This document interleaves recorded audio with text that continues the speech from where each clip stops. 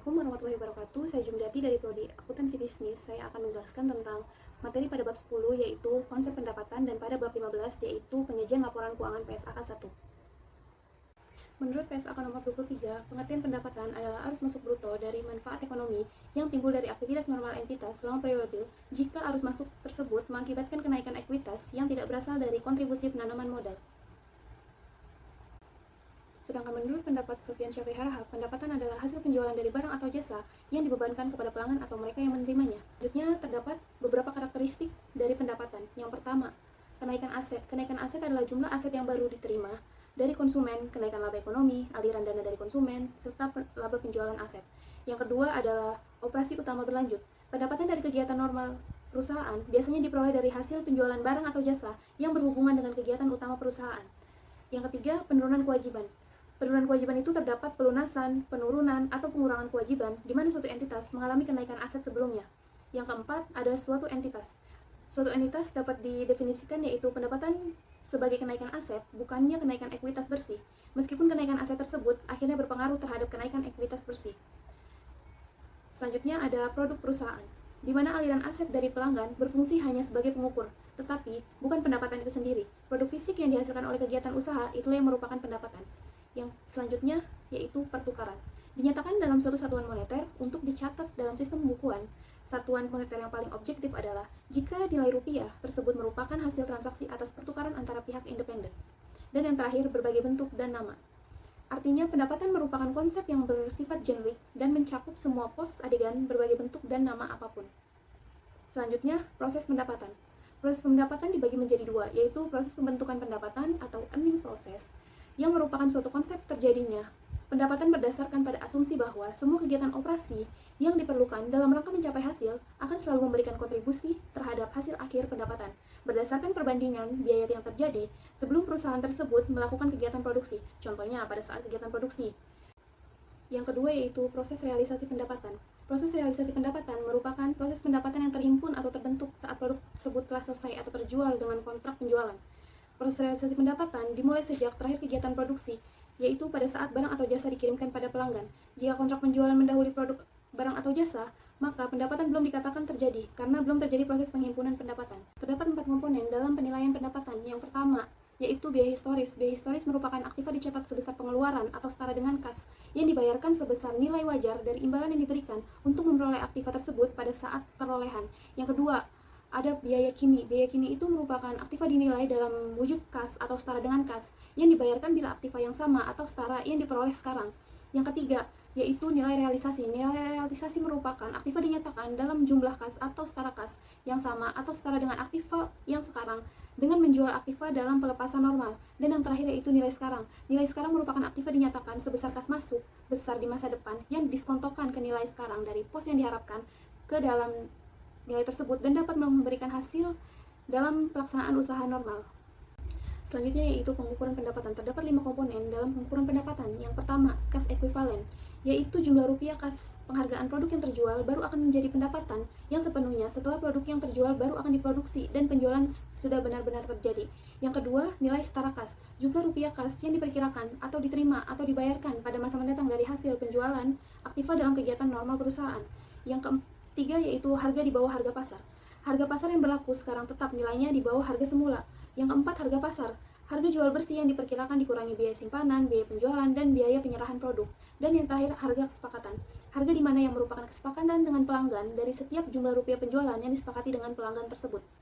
Selanjutnya tentang pengakuan pendapatan. Menurut PSAK nomor 23, pengakuan pendapatan merupakan kebijakan akuntansi yang dianut untuk pengakuan tersebut, termasuk metode yang dianut untuk menentukan tingkat penyelesaian transaksi penjualan jasa. Jumlah setiap kategori signifikan dari pendapatan diakui selama periode tersebut, termasuk pendapatan dari penjualan barang, penjualan jasa, bunga, dividen, serta royalti. Terdapat 2 kriteria pendapatan yang dapat dijadikan pedoman. Yang pertama, telah direalisasi, yaitu pendapatan akan diakui apabila telah terjadi transaksi pertukaran antara barang yang dihasilkan perusahaan dengan kas atau klaim untuk menerima kas. Dengan kata lain, pendapatan akan diakui setelah adanya kepastian akan segera terrealisasi, di mana barang hasil pertukaran dapat segera diubah atau dikonversi menjadi kas atau diklaim untuk menerima kas. Yang kedua, pendapatan telah terbentuk. Pendapatan telah terbentuk merupakan pendapatan yang akan diakui apabila kegiatan tersebut menghasilkan barang atau jasa dan telah berhasil secara substansial dan sudah selesai. Terdapat beberapa metode pengakuan pendapatan dalam penjualan jasa. Yang pertama, metode kinerja khusus. Metode kinerja khusus merupakan metode pemberian jasa dengan melakukan aksi tunggal. Misalnya, seorang tukang tambal ban memperoleh pendapatan dari menambal dan ban pelanggannya. Yang kedua, metode kinerja profesional. Metode kinerja profesional merupakan pendapatan jasa yang diperoleh lebih dari aksi tunggal dan jika jasa melebihi satu periode akuntansi. Pendapatan dalam metode ini diakui berdasarkan kinerja profesional setiap tindakannya. Metode ini dari akuntansi untuk menyelesaikan jasa disebut juga dengan penyelesaian. Yang ketiga, metode kinerja selesai. Metode kinerja selesai merupakan metode yang mengakui pendapatan yang diperolehnya dengan melakukan berbagai tindakan yang tindakan tersebut merupakan hal penting dalam hubungannya dengan total transaksi jasa karena menganggap pendapatan jasa hanya akan diperoleh setelah melakukan transaksi yang terakhir. Yang keempat merupakan metode penagihan. Metode penagihan adalah di mana ada ketidakpastian dalam penagihan piutang atau estimasi beban yang terkait dengan pendapatan tidak dapat dipercayai sehingga persyaratan reliabilitas tidak dipenuhi. Berdasarkan metode ini, pendapatan diakui saat memperoleh kas. Selanjutnya yaitu perbandingan antara pendapatan versus dengan untung. Yang pertama, IAI atau IASCS tidak secara formal membedakan pendapatan dan keuntungan. Yang kedua, pendapatan dan untung dicakup dalam satu definisi penghasilan. Yang ketiga, FASB memisahkan pendapatan dan untung sebagai elemen yang berdiri sendiri. Makna dari definisi untung. Yang pertama, kenaikan ekuitas bersih. Yang kedua, selain yang dicakupi pendapatan. Yang ketiga, periferal atau insidental. Yang keempat, selain investasi oleh pemilik. Konsep homogenitas kos merupakan seluruh pos biaya yang direpresentasikan dengan kos menghasilkan pendapatan sebagai satu kesatuan. Kos komponen atau kos biaya secara individual mempunyai kontribusi dalam menghasilkan pendapatan. Kas mempunyai kedudukan yang sama dalam menghasilkan pendapatan. Implikasi konsep homogenitas kas. Yang pertama, kos berkaitan dengan pendapatan secara proporsional dengan besarnya kos. Yang kedua, urutan pengurangan kos barang terjual, biaya penjualan, dan biaya administratif dalam statement laba rugi bukan merupakan prioritas. Yang ketiga, begitu kos suatu objek biaya terjadi, pendapatan dapat dianggap berbentuk sehingga laba juga terbentuk. Asumsi dibalik homogenitas kos. Yang pertama dianut konsep dasar upaya dan capaian. Upaya terjadi dahulu, baru akan datang pendapatan. Yang kedua, biaya merupakan suatu upaya yang sengaja dilakukan secara senang hati dengan kesadaran, semangat, dan pengertian, bukan beban yang di dalamnya terdapat penderitaan oleh pendapatan. Yang kedua, istilah beban tidak cocok atau mengena untuk expense. Saat pengakuan pendapatan, yang pertama, saat kontrak penjualan telah disepakati. Yang kedua, selama produksi tersebut masih dalam proses atau secara bertahap. Yang ketiga, saat produksi selesai. Yang keempat, saat terjadinya penjualan. Dan yang kelima, saat kas terkumpul. Saat pengakuan penjualan jasa. Yang pertama, saat jasa telah selesai dilakukan atau dilaksanakan atau sudah dikonsumsi. Yang kedua, selama proses pelaksanaan secara bertahap. Yang ketiga, saat pelaksanaan jasa selesai sepenuhnya.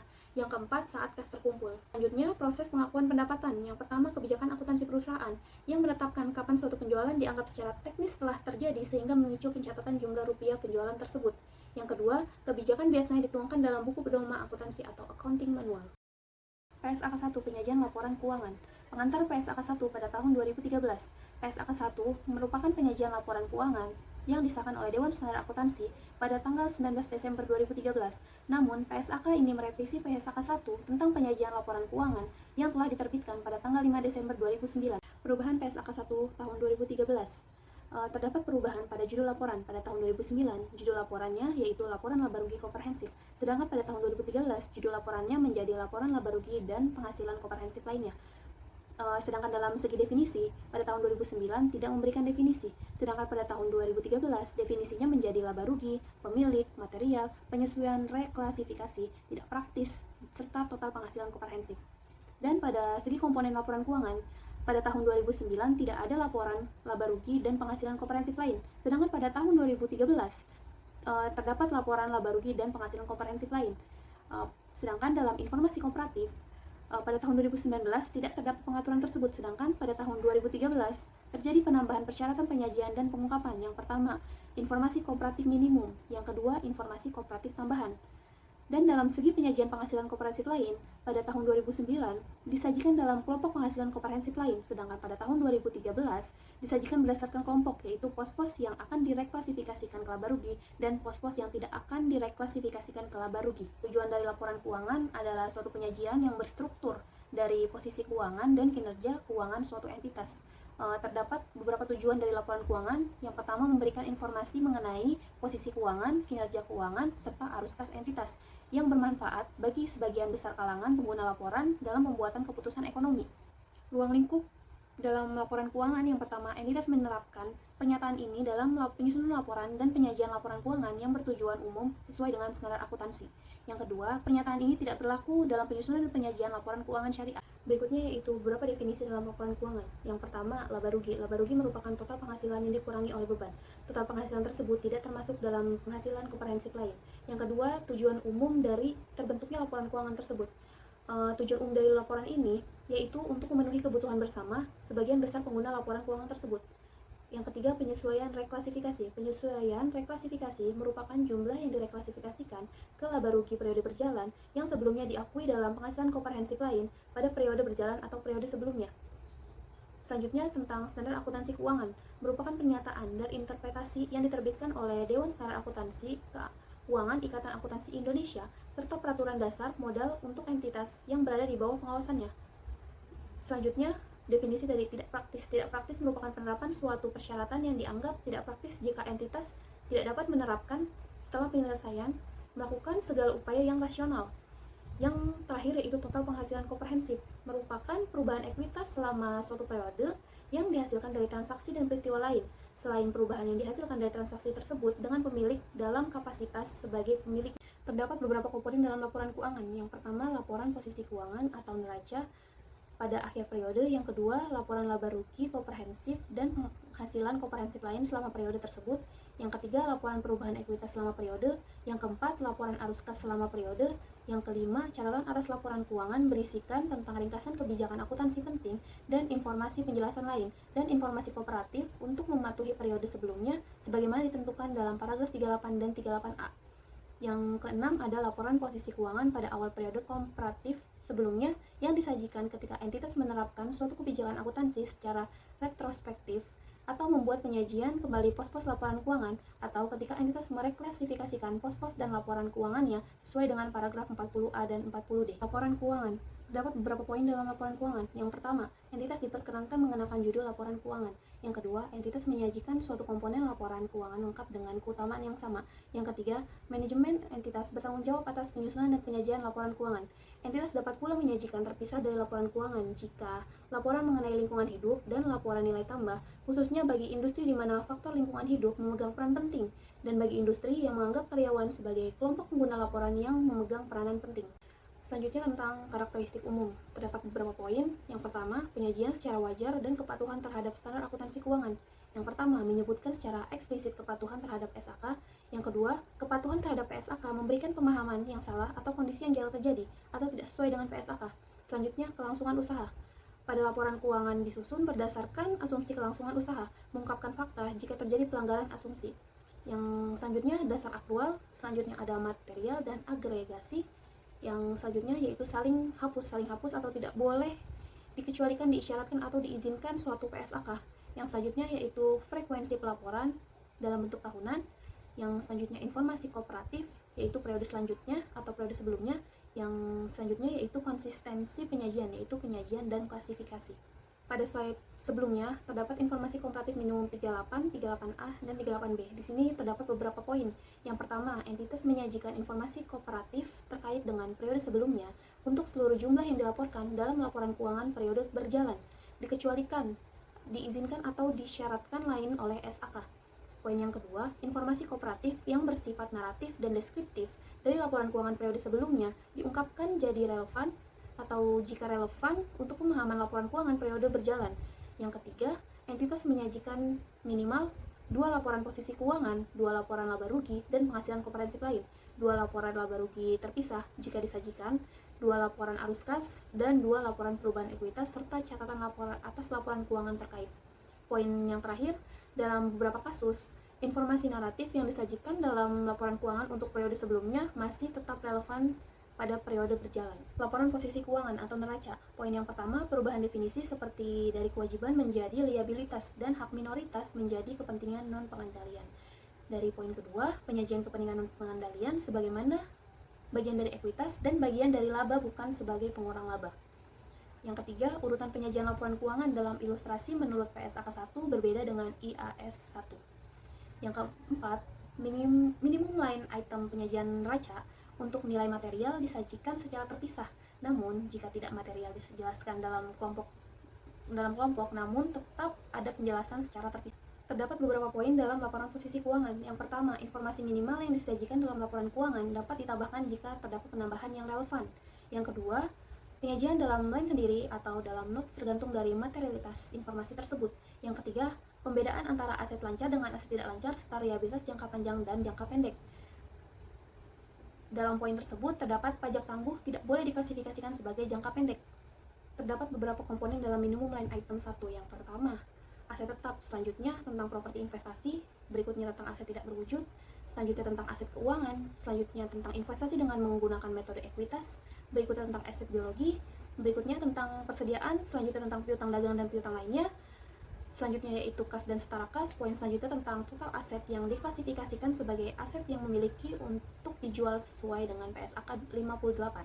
Selanjutnya tentang utang dagang dan utang lainnya, selanjutnya tentang provisi, dan selanjutnya tentang liabilitas keuangan tidak termasuk dengan jumlah yang disajikan pada utang dagang dan utang lainnya serta pada provisi. Selanjutnya terdapat beberapa poin dalam pos dalam laporan. Yang pertama, penyajian aset lancar dan tidak lancar serta liabilitas jangka panjang dan jangka pendek sebagai klasifikasi yang terpisah. Yang kedua, kecuali penyajian berdasarkan likuiditas memberikan informasi yang lebih relevan dan dapat diandalkan, maka digunakan urutan likuiditas.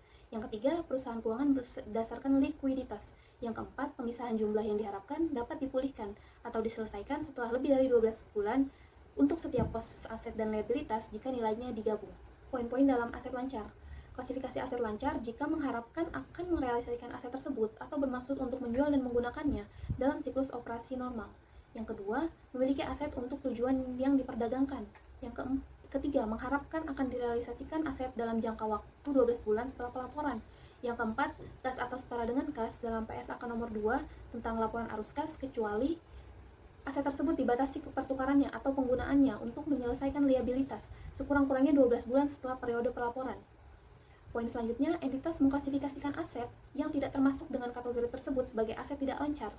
Terdapat beberapa komponen dalam liabilitas. Yang pertama, liabilitas keuangan yang dibiayai kembali yang akan jatuh tempo dalam 12 bulan setelah periode pelaporan diklasifikasikan sebagai liabilitas jangka pendek.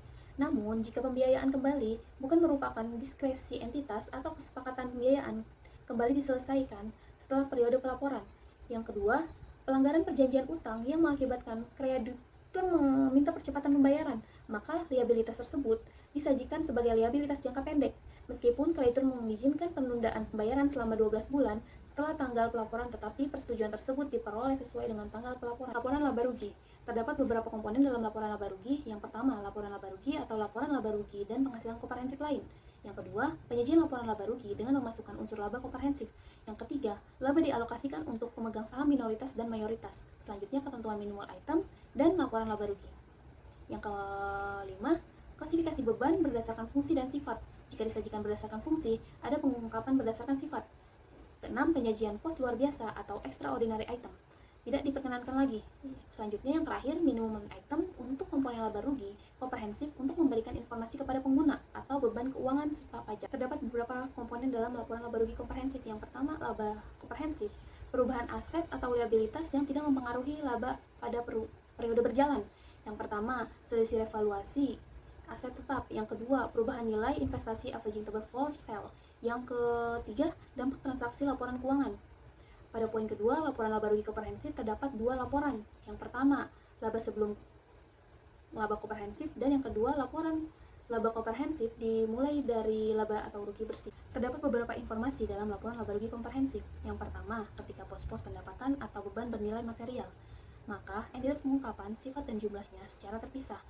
Hal ini dikarenakan pertama, penurunan nilai persediaan atau aset tetap dan pemulihannya. Yang kedua, restrukturisasi atas aktivitas-aktivitas suatu entitas dan untuk setiap liabilitas diestimasi atas biaya restrukturisasi.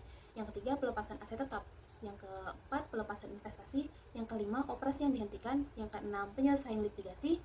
Dan yang terakhir, pembalikan liabilitas di estimasi lain. Sedangkan poin selanjutnya, entitas menyajikan analisis beban yang diakui dalam laba rugi dengan menggunakan klasifikasi berdasarkan sifat atau fungsinya dalam entitas, mana yang dapat menyajikan atau menyediakan informasi yang lebih andal dan relevan. Dalam laporan perubahan ekuitas, terdapat beberapa poin. Yang pertama, menunjukkan total laba rugi komprehensif selama satu periode yang diatribusikan kepada pemilik entitas induk dan pihak non-pengendalian.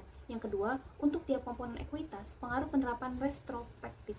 Yang ketiga, rekonsiliasi antara saldo awal dan akhir periode yang timbul dari laba rugi, pos pendapatan komprehensif, dan transaksi pemilik dalam kapasitasnya sebagai pemilik. Catatan atas laporan keuangan terdiri dari beberapa poin. Yang pertama, menyajikan informasi dasar penyusunan laporan keuangan dan kebijakan akuntansi, dasar pengukuran, kebijakan yang relevan, serta asumsi dalam estimasi.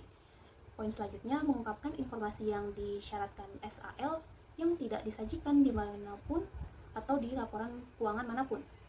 Selanjutnya, memberikan informasi yang tidak dapat disajikan di bagian manapun dalam laporan keuangan, tetapi informasi tersebut relevan untuk memenuhi laporan keuangan dan memahami laporan keuangan tersebut. Poin selanjutnya, sepanjang praktis, penyajian atas laporan keuangan dilakukan secara sistematis. Dan poin berikutnya, membuat referensi silang atas setiap pos untuk informasi yang berhubungan dengan catatan atas laporan keuangan. Cara pelaporan keuangan menurut standar akuntansi keuangan. Yang pertama, laporan laba rugi. Laporan laba rugi dihasilkan dari pendapatan dikurang dengan pengeluaran sama dengan penghasilan bersih. Yang kedua, laporan perubahan modal atau ekuitas. Jika saldonya laba, maka modal akhir sama dengan modal awal ditambah laba bersih dikurang privilege. Namun, jika saldonya rugi, maka modal akhir sama dengan modal awal dikurang rugi bersih ditambah privilege. Selanjutnya yaitu ada neraca. Neraca merupakan aset sama dengan kewajiban ditambah ekuitas. Dan selanjutnya merupakan laporan arus kas. Terdapat keterbatasan dalam penyajian laporan keuangan. Meskipun laporan keuangan memberikan banyak informasi terhadap perusahaan, namun berakibat saat penyajian laporan keuangan, orang sering menarik kesimpulan yang berbeda tentang kinerja keuangan perusahaan. Contohnya, seorang investor menginginkan saham kembali dengan menyajikan data keuangan pada periode tertentu. Maka dari itu, analisis laporan keuangan penting untuk membandingkan beberapa periode dan membandingkan hasil laporan keuangan dengan perusahaan lain di industri yang sama.